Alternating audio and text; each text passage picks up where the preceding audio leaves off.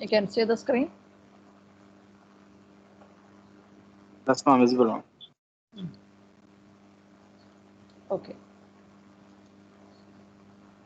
So I'll just give you a small this is a idea about what is the unit 4 and unit 5 that covers. You can go through the PPT and you can go through the material and you can learn about that. Okay. So this 4th unit, actually the analysis of tall structures is given. That is the analysis. 4th unit starts with the analysis and design. Analysis and design. So we have learned last class what are all the building components. Then analysis, there are 3 different methods. What is the preliminary analysis, final analysis, and hybrid approach of analysis can be adopted for tall structure analysis. In the preliminary analysis, I explained you what is supposed to be done. You will get an approximate or a what is that? An approximate deflection member forces. You will be getting an overall output. Then once you do the final analysis, you will get the accurate analysis or the accurate results. So the final analysis is mainly done using either a software, that is a finite element analysis, or a 3-dimensional matrix methods of analysis. Then if the final analysis, if it is very tough, so much of complicated, you can go for a hybrid analysis. That includes initially you can do a preliminary analysis, then with that you can modify it, and again you can do another 2-cycle stage analysis you can do, that is known as the hybrid analysis. For that, for all the analysis, you do make some assumptions. You make assumptions in materials, the participating components, the floor slabs are assumed to be rigid, the stiffness, negligible stiffnesses are neglected, deformations that are not of much influence there, it is neglected, and the moment of inertia, the effect of cracking is also considered in analysis. So these are the major assumptions we do in the analysis. Okay, I think we have stopped here last class. Then modeling. How do you model for an approximate analysis? Okay, so the modeling is done initially at the preliminary stage itself. You have to do the modeling before you go for the analysis. Either you can go for a numerical analysis like FEM, or you can use a mathematical solution to find out the accuracy of the analysis. Okay, so before starting analysis, it has to be modeled and then it has to be analyzed in a software. Okay. So for that modeling, you have different aspects are there. Okay. So this slide deals with the approximate modeling of bent. Bent is nothing but a vertical element. Okay. Bent is mentioned here as a name for vertical element like wall or columns or shear walls or frames. Anything which is vertical in position, we call it as bent here. Okay. So how do we model the vertical elements? So here I have mentioned here an axially concentric shear wall. It can be modeled as an equivalent column. Okay. So if you want to model a shear wall, you don't have to draw the entire shear wall. You can just put it as a column, a simple column model. You can make it located on the centroidal axis of the wall with all properties similar to that of the shear wall. The moment of inertia, the area, everything, the material, everything. We can analogous to this equivalent column and you can model the shear wall. Suppose if it is an eccentric shear wall, then this shear wall also can be modeled as a column, but I'll show you here. So this is the here. This is a concentric shear wall. Okay, a shear wall with different cross sections is there, but it is symmetrically placed. Okay, so if this is the case, you can model this particular shear wall as a single cantilever column. It's a single cantilever column with the moment of inertia for the first portion, it can be I1, area of shear wall, it is AS1. Similarly, for the second portion, it can be with the same moment of inertia, and similarly like this, this particular shear wall can be modeled as a single cantilever column and you can do the analysis. So this becomes very simple, easy. Okay. Similarly, if it is an eccentric shear wall, if it is like an eccentric shear wall, then this also can be modeled as an equivalent analogous column, but you can see because the axis is different, the load transfer will change. Okay, when there is a gravity load that is coming, the load will be coming here and it has to go to this particular beam, this cross section. It cannot directly transmit the load. So for that, this will be modeled as one column here and the second column here. This and this is connected between a link beam. Okay. This is connected. So this will act as the load transfer path. Load transfer path from the first section to the second section. Similarly, from the second to the third. So this equivalent columns connected with the link or rigid arms. We call it as link or rigid arms. So this is how the modeling of the structural elements are done. Okay. So that's what I was explaining it here. Then suppose if you have a multi-bay rigid frame, you have a rigid frame with a multiple bays, that can also be modeled as a single bay rigid frame with regard to its lateral behavior. Okay, here we can see here it's a multiple bay rigid frame. Okay, this multiple rigid frame can be modeled as a single rigid frame with the moment of inertia of all the vertical columns are divided into two, to this particular column and this particular column, and with the connecting beams. Okay, so this is how the complicated structures are modeled before analysis. So we cannot analyze a much complicated structure as such. It has to be modeled. Okay, so that modeling, it is not that as easy what we say. Okay. There are many model laws are there, similarity laws are there, similitudes are there. So everything has to be pakka. It has to be the entire properties of the original structure has to be brought into the model correctly, and it has to be analyzed. Okay, so the multiple rigid frames can be modeled as a single rigid frame. Similarly, this is a braced frame. Multiple braced frame can also be modeled as a single column with the properties transferred from here to here. Okay, and here we can see, in this case, if you see, you can see one shear wall here.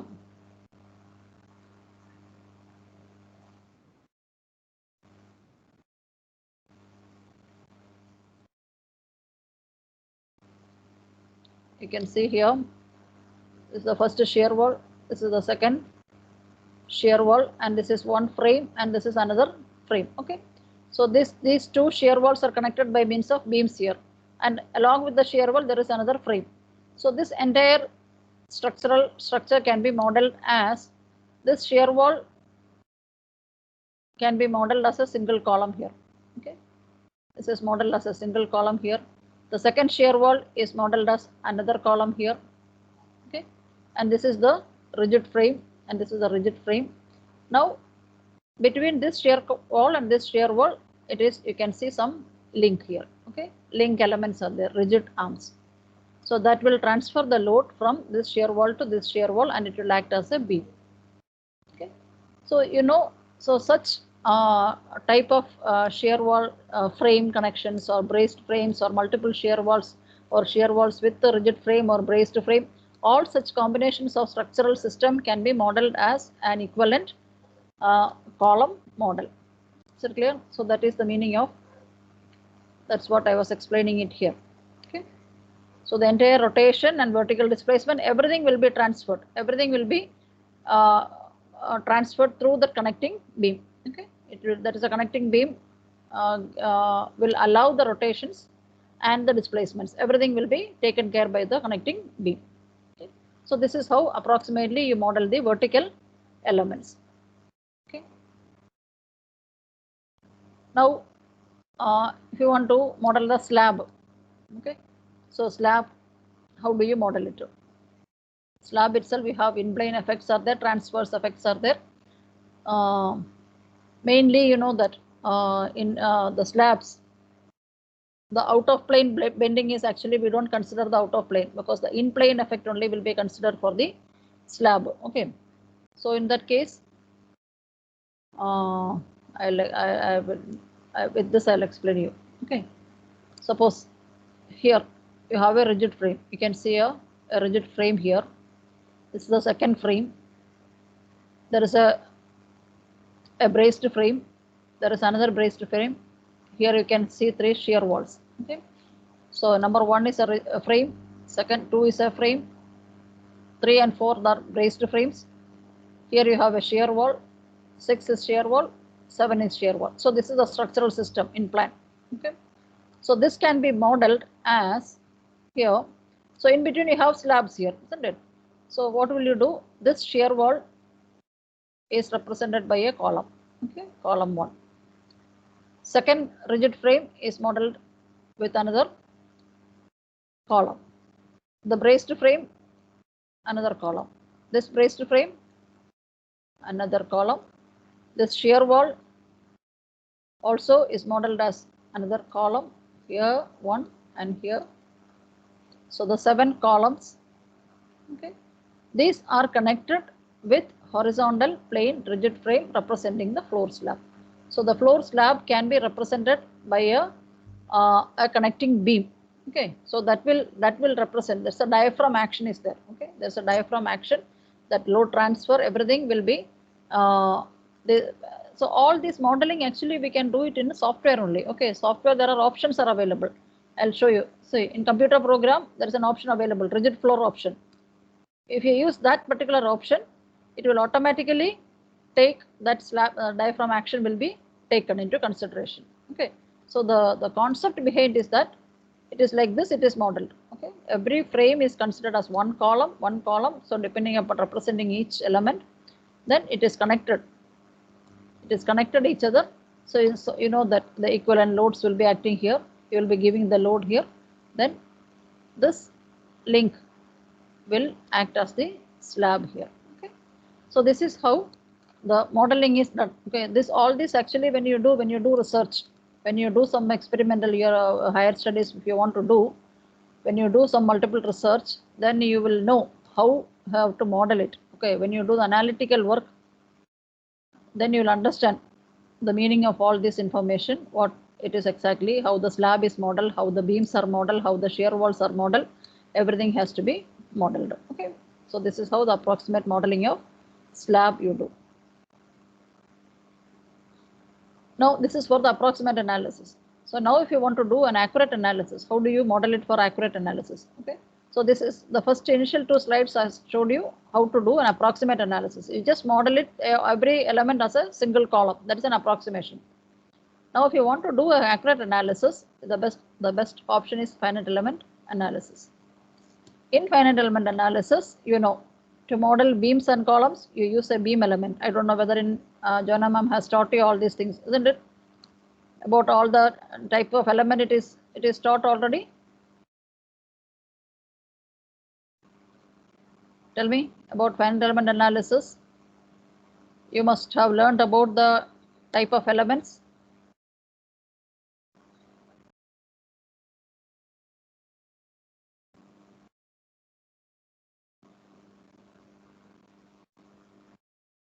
Hello.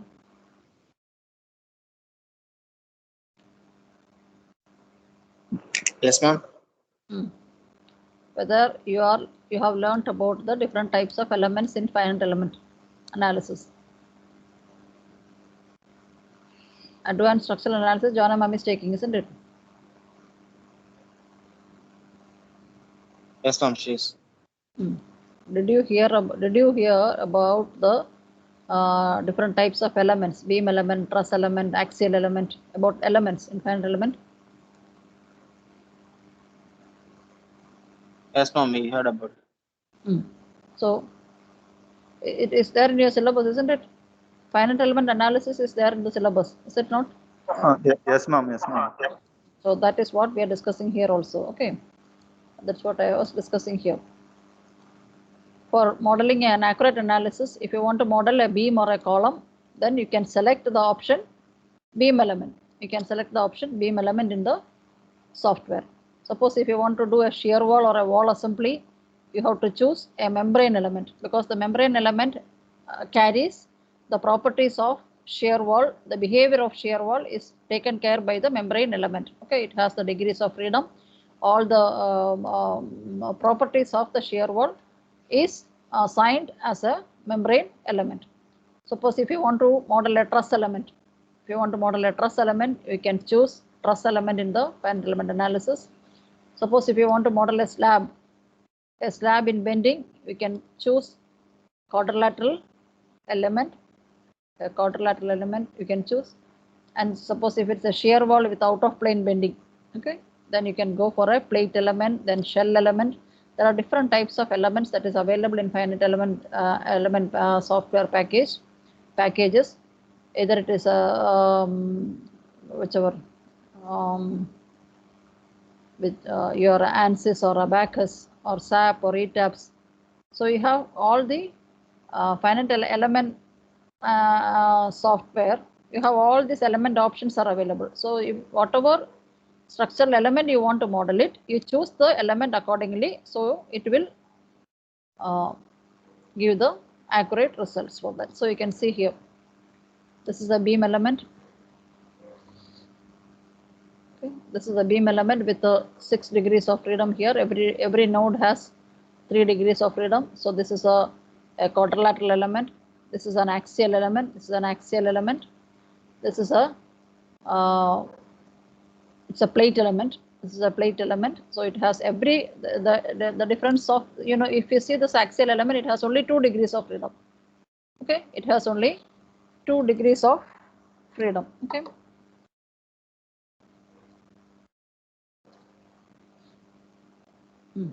See, there is a one elongation here. This is the only 2 degrees of freedom in an axial element.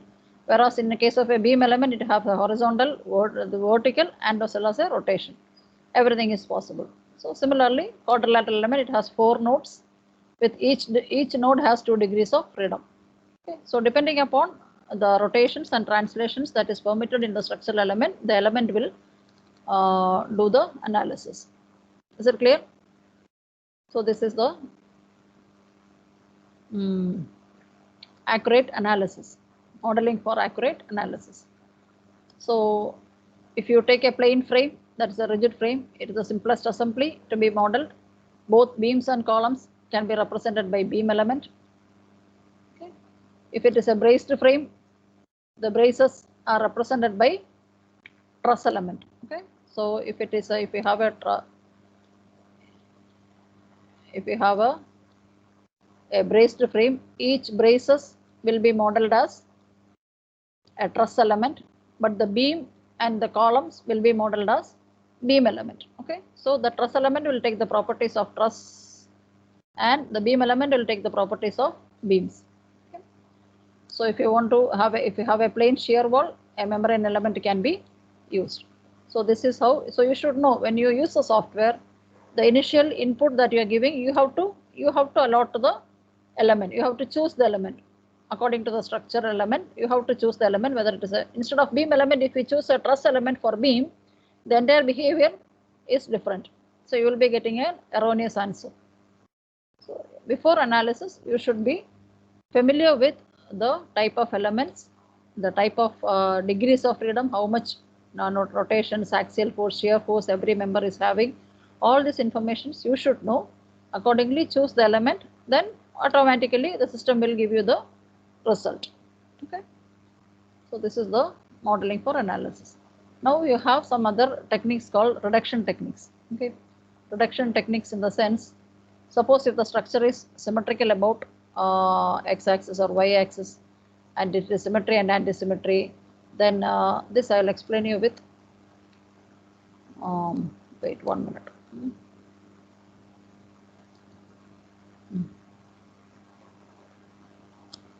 Is this visible to you?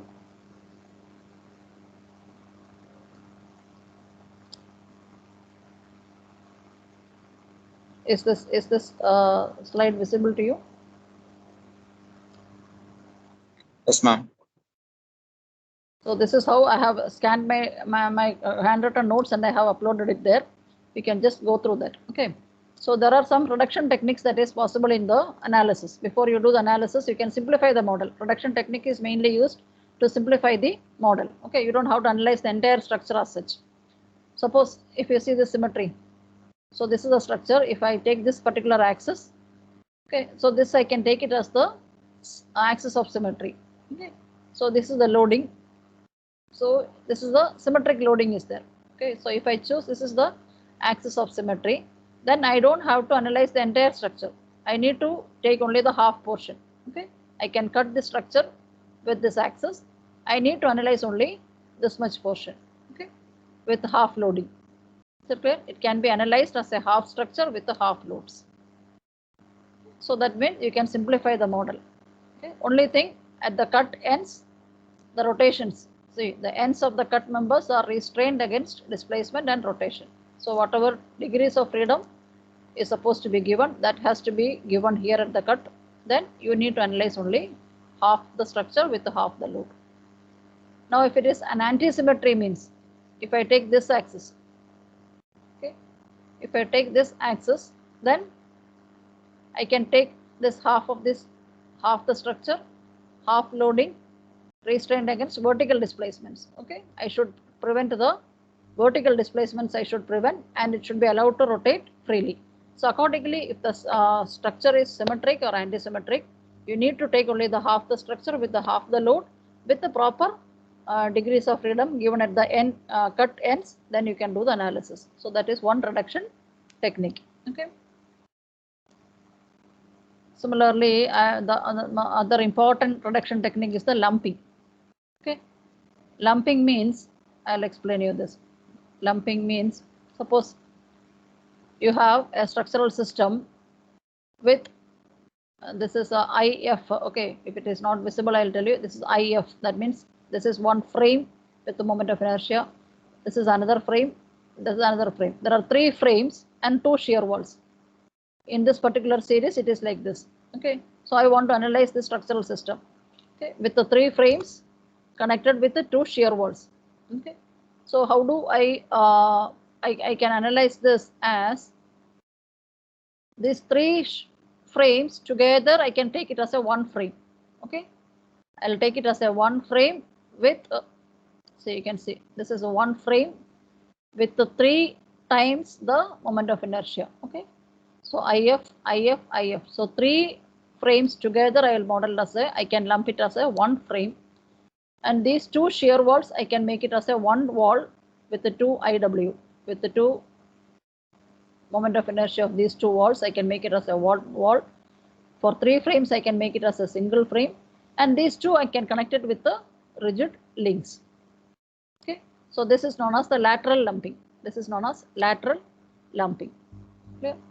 So this is one way of lumping it. I can combine these 3 together and make it as a one, and combine it connected with the link. So that is one way of reducing the structure. And another one is called vertical lumping. Vertical lumping is nothing but, suppose if you have a repetitive floors, suppose 50 floors are there, all the floors are repetitive, same type of floor. Okay, same what is that? Same height, same thickness, same beam, everything all together it is repeating. So what I can do? I can do a vertical lumping.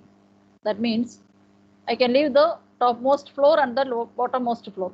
I can leave that because this bottommost floor I can leave, topmost floor I can leave. The remaining I can either combine either 3 or 4 floors together. I can make it as a single floor. Okay, so these 3 floors together I can make it as a one floor. The remaining 3 I can make it as a single floor, and this remaining 3 I can make it as a single floor. So instead of analyzing this entire structure with the 50 floors, I need to analyze only maybe a half of the structure. Okay, so equivalent lumped beam model. Okay. So vertically combining beams into single beam with equivalent height. Is it clear to you? I'm going little fast because I just wanted to tell you what are all the analysis techniques that is available in tall structures. Are you able to?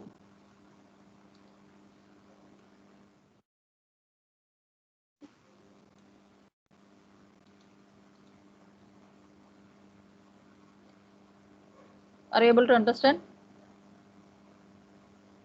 Yes, ma'am. What, Kritika? Yes, ma'am. Where is Shweta?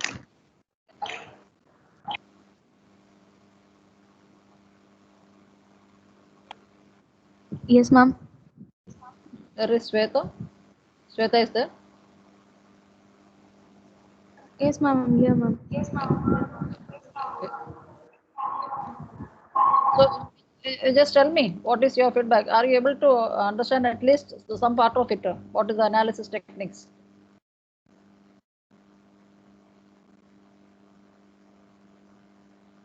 Jagan?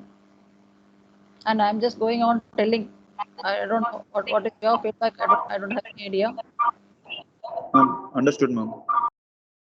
Okay. You may not understand completely, but at least you should have an idea what are all the different techniques that is available in analyzing a tall structure. Okay.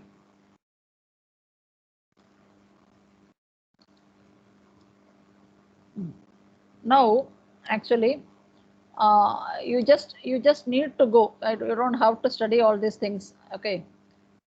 I have given now complete analysis. How do you do a complete analysis? When an analysis is completed, it is not only by calculating only the forces. Okay. Once you find out only the bending moment and shear force, the analysis is not completed. Especially in a tall structure, the analysis will be completed once you calculate the drift. What is the meaning of drift? Drift is nothing but the lateral translation. Okay. The lateral movement of the structure at floor wise or every story wise. How because of the lateral load, how much lateral deflection that is happening at the floor, that is known as drift. Okay. So for every tall structures, the analysis will be completed after calculating the drift. Okay. So the drift analysis here I have given for all types of frames. This is for a braced frame. Okay. So here I have given a lot of formulas and equations and all. You just go through that. Okay.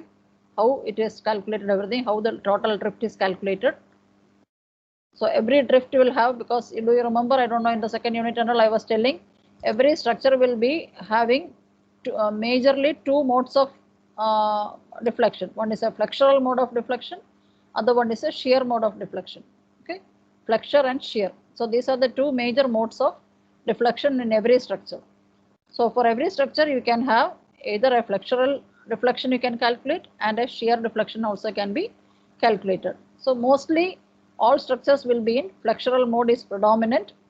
Shear mode is very minimum, but still for accurate analysis you have to calculate both flexural deflection as well as shear deformation. Shear component of the deflection also has to be calculated. Okay. So this particular, the remaining I'll just see, you can see here for different types of the shear component. Okay, shear deflection per story. For one story, if it is a single diagonal bracing, what is the shear deflection? Okay, where D is the diagonal length, L is the beam length, H is the story height. With all these things, you can see I have given for different types of bracings how the equations are different. Okay, so you don't have to by heart all these equations and all. You just understand. Finally, the deflection will be a combination of flexure and shear. Okay, the deflection, drift due to deflection, shear, and drift due to flexure. Okay, so this is how you calculate it. I have given one example also here. Now, if it is for a rigid frame, see, the drift will be due to flexure, beam flexure, column flexure, and overall bending. There are three components for a rigid frame. So the sum of all these things will give you the total drift. Okay. So you just understand this, how it is calculated, everything. The formula, everything is given there. Okay. Just go through it. Okay. You don't have to see. It's a big calculations are over there. This is how you calculate it. Okay. Now, infilled frames. So whatever structural systems that we have learned, for every structural system you can calculate the drift. Okay. So for infilled frames also you have a shear failure is there. You have a tensile. I have explained you when I talked about an infilled frame. There are different types of failure that can happen in a infilled frame. It can be a diagonal failure, it is there. There is a shear failure is there. There is a tensile crack is there. Okay. So for shear failure, how do we calculate the stress? For a diagonal tensile failure, how do we calculate the stress? Okay. If there is a crushing failure, a compressive failure of the corner, how to calculate the stress? Okay. So this is how it is given there, the design procedures, how to design the infill, everything is given here. Okay. So this is what actually you're supposed to learn in tall structures. Okay. So you can just go through this. Anyway, we don't expect you to by heart the formula. Everything you can use see that and use it. Okay. So how this is an infilled frame is designed, properties of infill, how to calculate the stress, okay, the shear strength, everything is given here. The next is about the shear wall. Okay. So shear wall, how do you calculate the?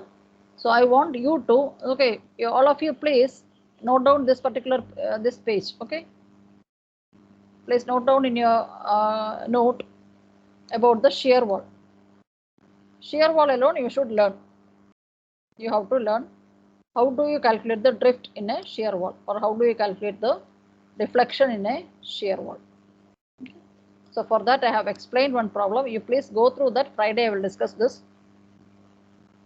Okay. This particular problem, please go through it. I will explain with this again on Friday morning. Okay. So this is how you calculate the total stiffness, or what is the deflection. See, the deflection in a shear wall is due to flexure, due to shear, and due to the rotation. It's a rocking. We call it as delta rocking. Okay, it is due to the rotation, shear, and flexure. Altogether, you can calculate how the shear wall will deflect. Similarly, there is a coupled shear wall. What is the meaning of coupled shear wall? Coupled shear wall is nothing but two shear walls connected with the beams. Okay, so that how do you do the analysis? See, the analysis formula and all, you see it is very, I have worked out one problem here, how to analyze a coupled shear wall, how to calculate the stiffness of the shear wall, how to calculate the stiffness of the shear wall. Okay, so this is all about your 4th unit. Okay, I know I have gone very little fast. Okay, I just want you to, because I don't want to skip anything. Okay. Your examinations accordingly, you will not be getting much bigger problems in the examinations, but you should understand every structural element, how it is behaving. Okay, what are all the components that is there which causes the drift? Flexure, shear, okay, tension, tensile cracking. If it is an infill frame, you have a diagonal tensile cracking is there. So you should understand the behavior of these structural systems which causes drift also. Okay. So this is all about your 4th unit. Okay. Are you okay? Yes, ma'am. So such subjects and all, you don't have to, because you should understand. Only thing, this is an understanding component of it. Okay, you cannot do any analysis manually. At all, structural analysis cannot be done manually. Only thing, when you do the software, what is the concept behind that, how the behavior is there, all these things you should understand. That is the meaning of this particular subject, studying the subject. So Friday, I will do the 5th, because 5th unit, you have a stability of tall buildings, what are all the stability check that you have to do. It's very simple, just 3 or 4 points in that. With that, we'll be completing the syllabus. Okay, so you don't have to worry about. I will not be asking such bigger problems and all for the examinations, but the concept will be asked. The concept will be asked. Okay. So if you can get the book, textbook, I don't know how I can give you that. I don't know, because I got a hard copy very late, because for a long time I was teaching the subject, but I got this hard copy very recently, just last year or previous year. Before that, there was no textbook. From the internet only, we used to prepare the notes and all. So with this, I will just finish today's class. Okay. All of you, please go through the material that I have uploaded. That you have to do it. Okay. And I will give you an assignment to you that you can submit it. That will be considered as your second internal test. Okay. I'll give you an assignment. I'll post it today or tomorrow, that you have to submit it before Saturday. That will be considered as your second internal assessment. Is this okay for you?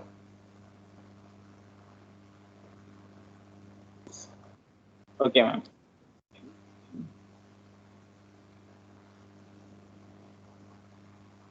No, if you have, when you study, if you have any difficulty or any understanding, you can very clearly you can ask me, because I just rushed it together immediately just to complete it. When you read the material, whichever point, wherever you have doubts or clarification, you can just ask me in the class or through any chat. You can ask me. Okay. Ma'am, Yes. ma'am, can you please upload the notes? I have uploaded. It is there in the Teams. I have uploaded. Today morning I have uploaded everything. Yesterday itself I have uploaded. Okay, Okay, ma'am. ma'am. It is there. It is there. My PPT is also there. This handwritten notes are also there. If it is not there, you tell me. I'll put it in the WhatsApp also. Okay, ma'am. We'll check, ma'am. Check and tell me whether it is there. It is there. Okay, then I think I will close it today. I have loaded you with many informations. Don't get worried about this. Okay, just relax and read it.